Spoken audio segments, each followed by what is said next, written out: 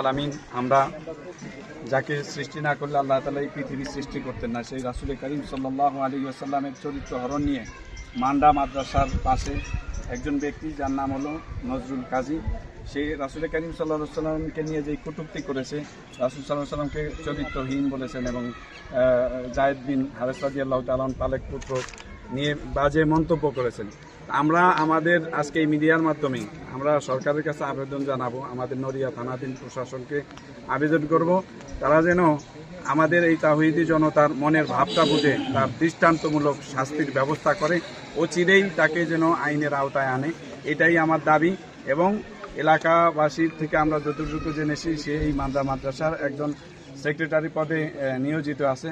তো আমরা আশা করব অতি আগামী 3 দিনের মধ্যে তার যে পদ আছে এই পদ থেকে তাকে বহিষ্কার করতে হবে। আর না সত্ত্বে আমরা ওলামা পরিষদের পক্ষ থেকে নড়িয়া থানাধীন আমরা একটা বড় ধরনের পদক্ষেপ নেব।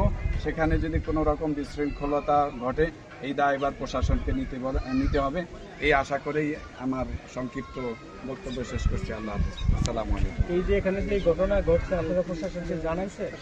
না, এটা আসলে আমরা আজকেই আমাদেরকে অবগত করেছে। আসলে রাসূল সাল্লাল্লাহু আলাইহি ওয়াসাল্লামের কথা শোনার মাত্রই প্রত্যেকটা মুমিনের সেকেন্ডেই তার ঈমানের বিষয়টা জানান দেওয়া উচিত।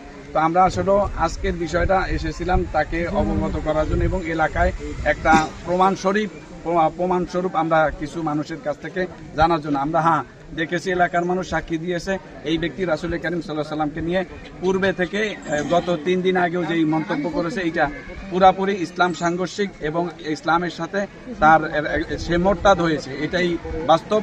আমরা তার